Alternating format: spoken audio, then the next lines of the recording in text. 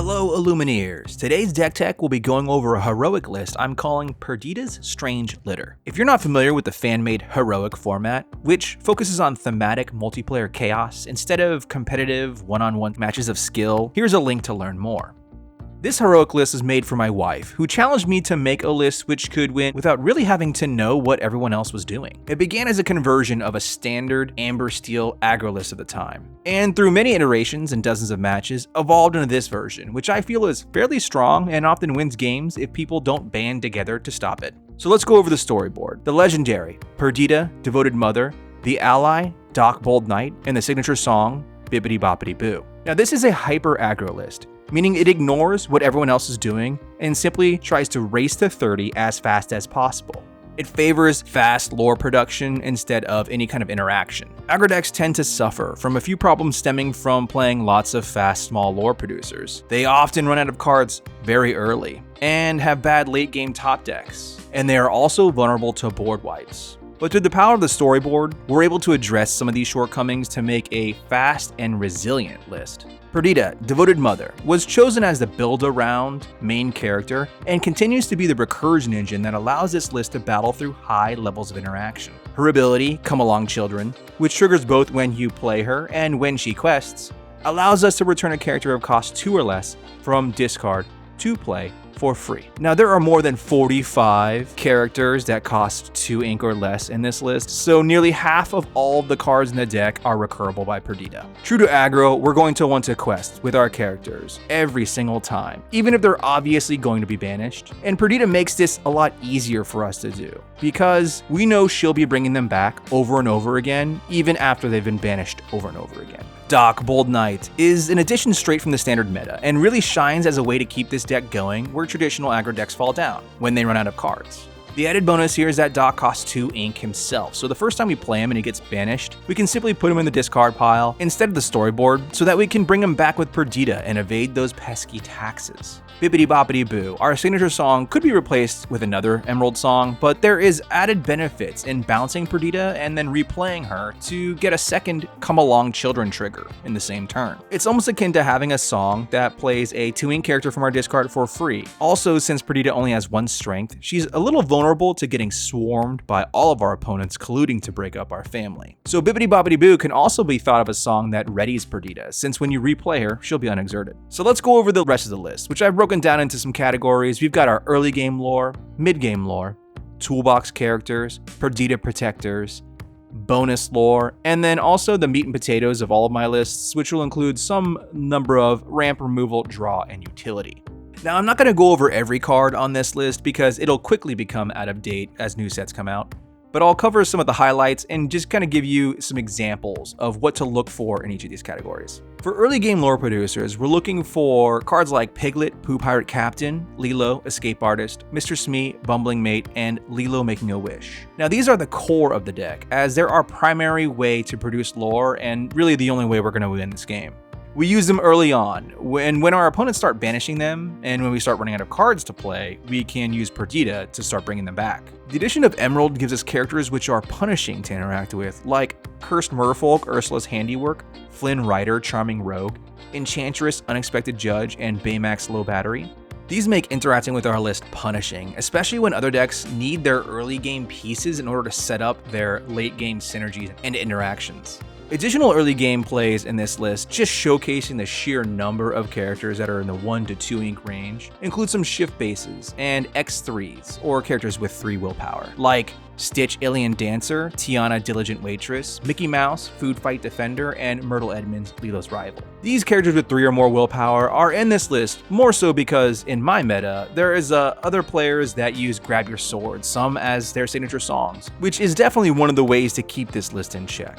So having these characters which can survive a Grab Your Sword and not be completely wiped off the board by one song is kind of an adjustment I've made for my meta. You may not need them in your meta.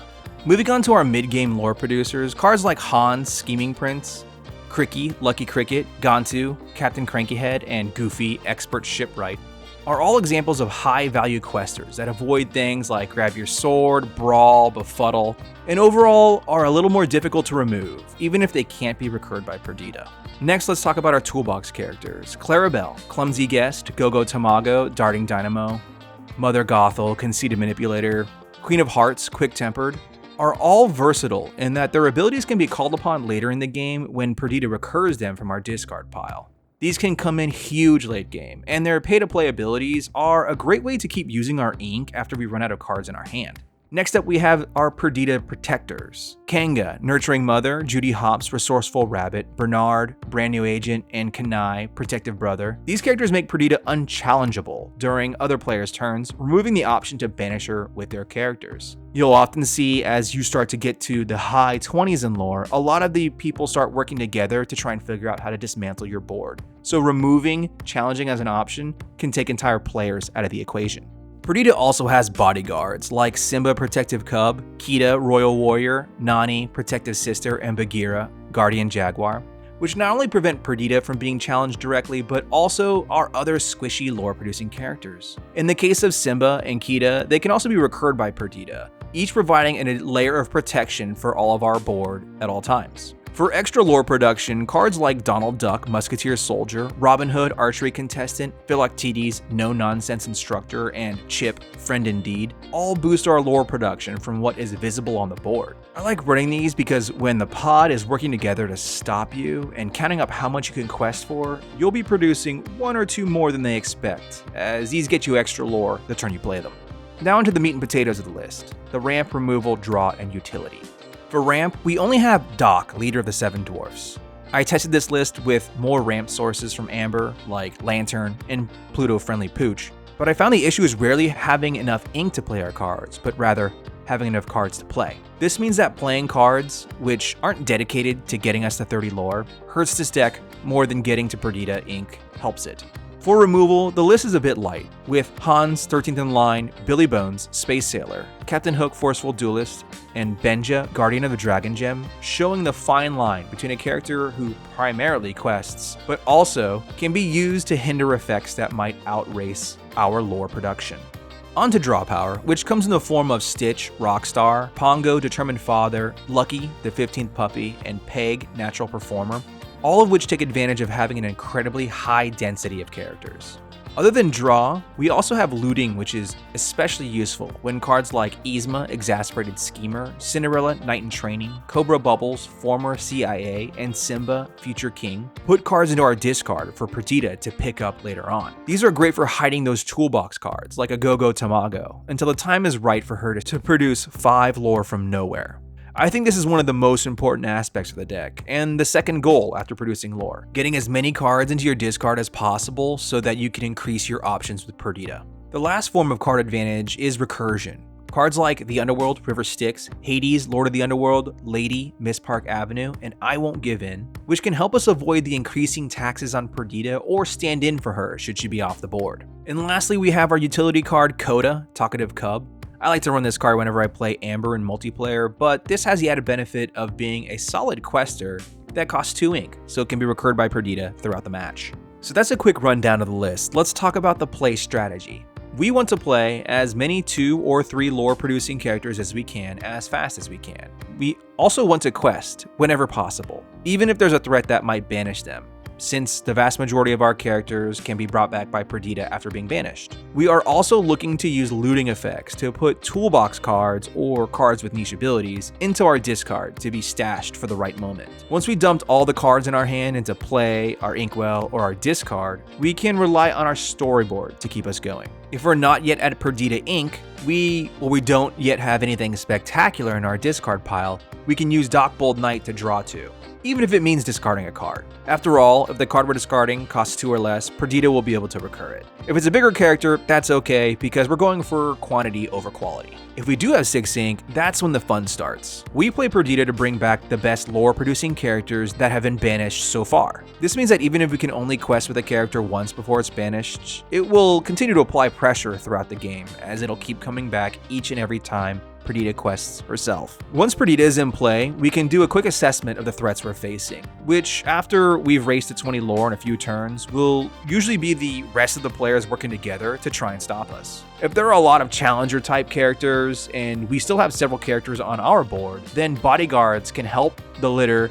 eke out a second or third quest before being banished themselves. If an opponent has grab your sword as their song or has been feverishly digging to find one, we can recur characters with 3 willpower or more. Lastly, we want to keep an eye out for our Toolbox characters, as they provide a lot of capability despite having no cards in our hand. We can bring back Clarabelle, Clumsy Guest to take out a Lucky Dime, or Mother Gothel, Conceited Manipulator to bounce that shifted Cinderella Stouthearted. And a surprise Go-Go Tamago, once an opponent's character has 6 damage on it, can suddenly propel you from a few lore short to win from nowhere. Figuring out which character fits the situation best is most of the fun of this list. That and getting to 15 lore before most other players have gotten there first. Alright, that's a quick look at Perdita's Strange Litter, the hyper aggro heroic list for players who like to be the talk of the pod. Don't feel bad playing this list when all the other players in the game team up to stop you, as that's usually what it'll take to keep you in check. I hope you enjoyed this deck tech. Be sure to like and subscribe, and leave a comment below to let me know to keep making deck techs. For more Lorcana content, like and follow Lorcana University.